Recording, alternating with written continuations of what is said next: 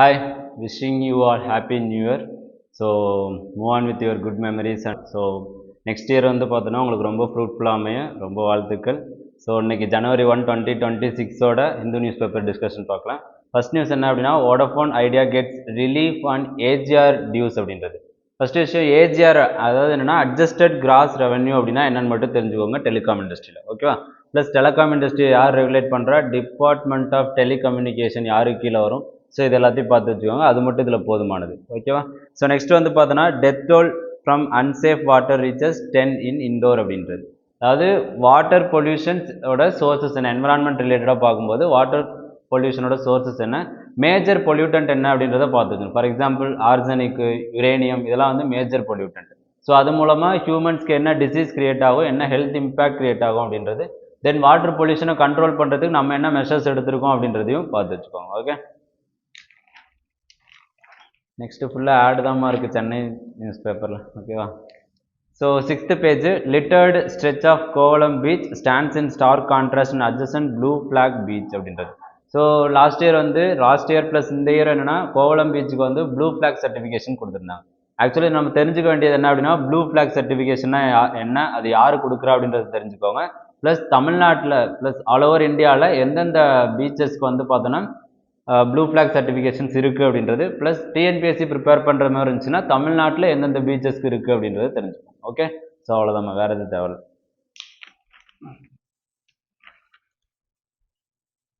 Next 11th page Keralite priest 7 others get bail in conversion case அப்படின்றது. அதாவது article 25 to 28 வரைக்கும் religious மேட்டர்ஸை பற்றி பேசுது. ஃபண்டமெண்டல் ரைட்ஸில் ரிலீஜியஸ் மேட்டர்ஸ் பற்றி பேசுது. அதில் 25 ப்ரிசைஸாக என்னென்னா இண்டிவிஜுவலோட ப்ராக்டிஸு, கன்சைன்ஸ், அவங்களோட ப்ரொபகேஷன்ஸ் அதை பற்றி பேசுது ஓகேவா. அதில் போஸ்ட் கன்வர்ஷன் அப்படின்றது இல்லீகல் ஓகேவா. ஸோ அதை நல்லா தெரிஞ்சு வச்சுக்கணும். போஸ்ட் கன்வர்ஷன் கிடையாது, போஸ்ட் கன்வர்ஷன் வந்து இல்லீகல் அப்படின்றது. ப்ளஸ் வாலண்டரி கன்வர்ஷன் வந்து அலோடு ஓகே, அது நம்ம யூஸ் பண்ணிக்கலாம் அப்படின்றது. அப்போ ரிலீஜியஸ் ப்ராக்டிசஸாக இருக்கட்டும், இல்லை ரிலீஜியஸ் ஃபண்டமெண்டல் ரைட்ஸாக இருக்கட்டும், எதில் பேசியிருக்காங்க, எந்தெந்த ஆர்டிக்கல் அதுக்கு ரிலேட்டடாக இருக்குது அப்படின்றத பார்த்து வச்சுக்கோங்க ஓகே. ஸோ நெக்ஸ்ட் எடிட்டோரியல் பேஜ்மா டீசன்ட் இன்டூ ஃபேர்ஸ் அப்படின்றது ஆல்ரெடி நம்ம நிறைய பேசிட்டோம் ஓகே. ஸ்பெஷல் இன்டென்சிவ் ரிவிஷன் பற்றி, எலக்டரல் ரிஃபார்ம்ஸை பற்றியும் ஸ்பெஷல் இன்டென்சிவ் ரிவிஷன் பற்றி நிறைய பேசிட்டோம். இதில் என்னென்னா இதுலேயே அதே தான் பேசுகிறாங்க, நிறைய டெலிஷன்ஸ் இருக்குது ஓகே, நிறைய கண்டிஷனாலிட்டிஸ் இருக்குது. என்னென்னா மேப் ஓவர் யாராவது இன்க்ளூட் ஆகலை அப்படின்னா அவங்கள அன்மேப்டு பாப்புலேஷன் அப்படின்னு சொல்கிறோம்.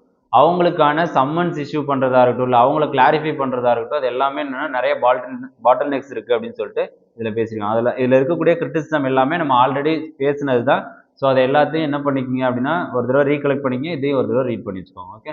ஸோ நெக்ஸ்ட் வந்து பார்த்தோன்னா hold the centre Bangladesh needs leader who can keep extremist at bay அப்படின்றது. ஸோ பங்களாதேஷில் இப்போ பொலிட்டிக்கல் அண்ட்ரஸ்ட் போயிட்டு இருக்கு. அதுவும் இல்லாமல் ரீசெண்டாக ஃபார்மர் பிரைம் மினிஸ்டர் வந்து அங்கே டெத் ஆகியிருக்காங்க ஓகே. ஆல்ரெடி வந்து இருந்த பிரைம் மினிஸ்டர் என்ன ஆயிட்டாங்க அப்படின்னா எக்ஸைல்ட் ஆகிட்டாங்க. இது எல்லாமே போயிட்டு இருக்கு. இப்போ அடுத்தது என்னன்னா பங்களாதேஷில் யார் லீடர்ஷிப்பை எடுக்கிறது அப்படின்றதுல பெரிய பிரச்சனை இருக்கு அப்படின்றாங்க. ஸோ லீடர்ஷிப் எடுக்கிறதுல இப்போ ரீசெண்டாக கிரியேட் ஆன ஸ்டூடெண்ட் யூனியன் பார்ட்டியாக இருக்கட்டும் ஓகே, அவங்க கூட ஜமாதி இஸ்லாமி அப்படின்னு சொல்லிட்டு ஒரு பார்ட்டி வந்து கூட்டணி வைக்கிற மாதிரி இருந்துச்சு அப்படின்னா அது எந்த அளவுக்கு வந்து ரிலையபிளாக இருக்கும் அப்படின்றது தெரில அப்படின்றாங்க. ஸோ இந்த ஆர்டிகல் ஃபுல்லாக என்ன பேசியிருக்கு அப்படின்னா பங்களாதேஷ் நேஷனலிஸ்ட் பார்ட்டி, அந்த பார்ட்டி லீட் பண்ணுறதுக்கு தான் நிறைய வாய்ப்பு இருக்குது அப்படின்னு சொல்கிறாங்க. ஸோ இதில் ஃபுல்லாக என்னென்னா பங்களாதேஷை பற்றி இருக்கிறதுனால இது நம்ம ஆர்டிகல் ஃபுல்லாக தேவையில்லை ஓகே. நமக்கு என்ன தேவை அப்படின்னா இந்தியா பங்களாதேஷில் ஸ்டெபிலிட்டி கிரியேட் ஆனிச்சுன்னா இந்தியாவுக்கு என்ன பெனிஃபிட் அப்படின்றத பார்த்துக்கு okay. So next India space programme a people space journey அப்படின்றது. அதாவது இதில் இன்ன வரைக்கும் இந்தியா என்னென்ன ஸ்பேஸ் ப்ரோக்ராம் பண்ணியிருக்காங்களோ அது எல்லாத்தையும் பற்றி டீட்டெயில்டாக பேசியிருக்காரு ஓகே.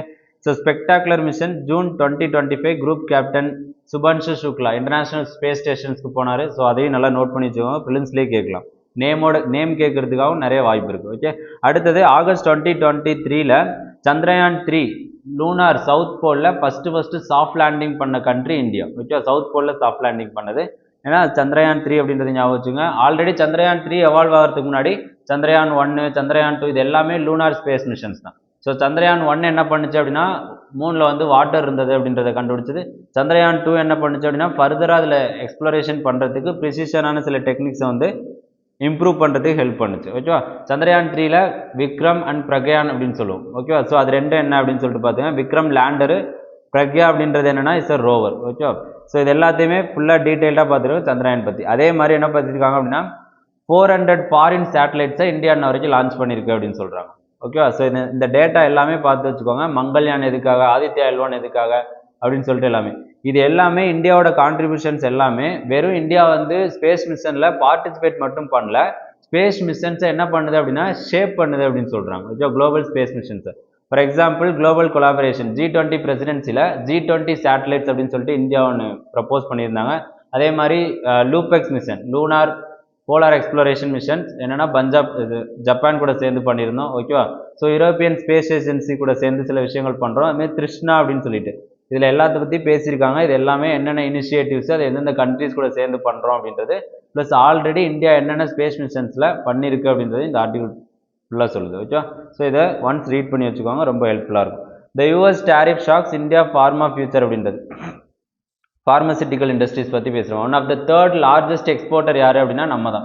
ஓகே, ஜெனரிக் மெடிசன்ஸ் தான் அதிகமாக என்ன பண்ணுறோம் அப்படின்னா எக்ஸ்போர்ட் பண்ணிட்டு இருக்கோம் நம்ம. அதனால அதிகமாக பெரிய இம்பாக்ட் வந்து இந்தியாவோட ஃபார்மசிட்டிக்கல் இண்டஸ்ட்ரி கிரியேட் ஆகாது. இருந்தாலும் நம்ம டைவர்சிஃபை பண்ணுறது அப்படின்றது ரொம்ப நல்ல விஷயம் அப்படின்னு சொல்லிட்டு இவங்க பேசியிருக்காங்க. ஸோ யூஎஸோட டேரிஃப் வந்து 100% டேரிஃப் போட்டிருக்காரு Trump branded and patent pharmaceutical மெட்டீரியல்ஸ்க்கு. ஆனால் இந்தியா வந்து பேட்டன்ட் மெட்டீரியலையும் பிராண்டட் மெட்டீரியலையும் எக்ஸ்போர்ட் பண்ணுறது வந்து ரொம்ப கம்மி. ஓகே, நம்மளோட 90% ஆஃப் ஃபார்மசிட்டிக்கல் ப்ரொடக்ஷன் எதில் இருக்குது அப்படின்னா ஜெனரிக் மெடிசன்ஸில் தான் இருக்குது. இப்போ நம்ம பேசிக்காக டெஃபினிஷன் என்ன அப்படின்னா ஜெனரிக் மெடிசன்னா என்ன, ஓகே, தேர்ட் லார்ஜஸ்ட் எக்ஸ்போர்ட் பண்ணுறோம் அப்படின்றது தெரிஞ்சு வச்சுக்கோங்க. மார்க்கெட்ஸை டைவர்சிஃபை பண்ணோம் அப்படின்றது. நம்மளோட ஜெனரிக் மெடிசன்ஸ் ஃபார் எக்ஸாம்பிள் சைனாவுக்கு அதிகமாக எக்ஸ்போர்ட் பண்ணுறோம், சவுத் ஆஃப்ரிக்கன் கண்ட்ரிஸ்க்கு அதிகமாக எக்ஸ்போர்ட் பண்ணுறோம்.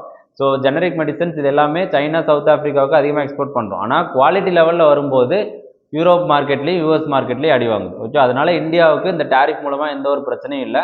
ஆனால் நம்ம என்ன பண்ணோம் அப்படின்னா மார்க்கெட்டை டைவர்சிஃபை பண்ணோம் அப்படின்னு சொல்லிட்டு இதில் பேசியிருக்காங்க. Okay, so next ensuring that the value of all lifes in same அப்படின்றது. அதாவது ரோடு ஆக்சிடென்ட்ஸ் தாம்மா.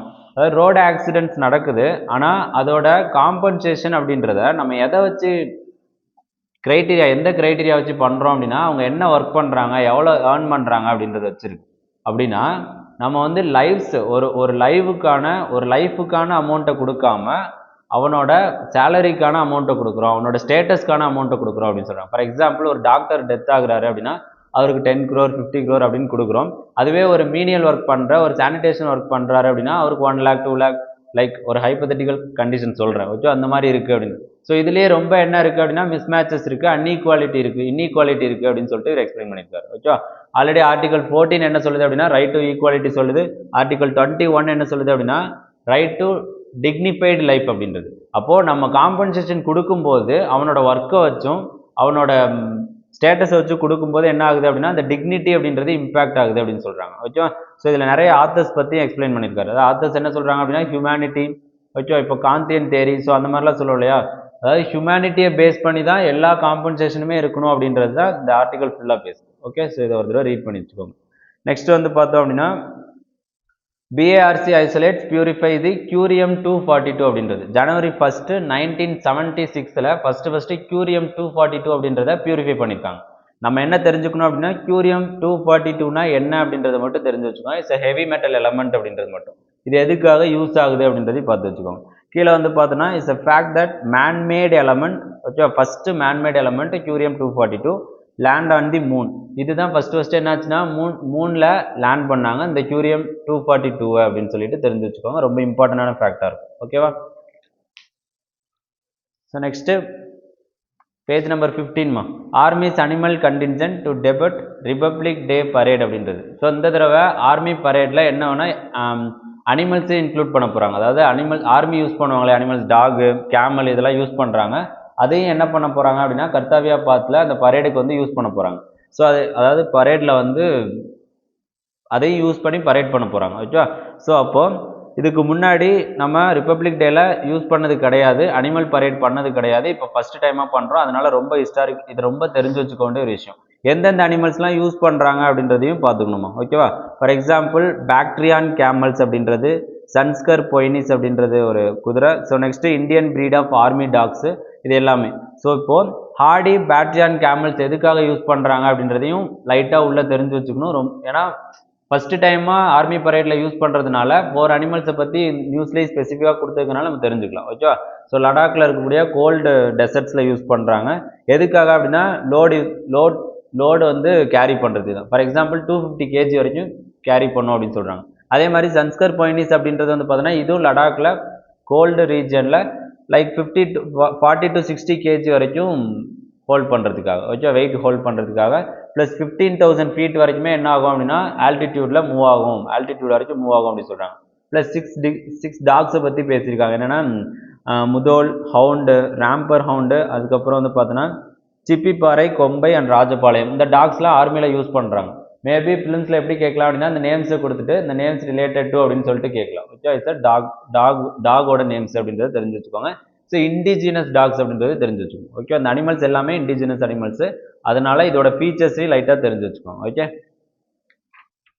ஸோ நெக்ஸ்ட் வந்து பார்த்தோன்னா centre pre publishes draft rules on 4 labour codes அப்படின்றது. ரீசெண்டாக லேபர் கோட்ஸை பற்றி நிறைய பார்த்துட்டு இருக்கோம். ஓகே, சோஷியல் செக்யூரிட்டி இது எல்லாமே.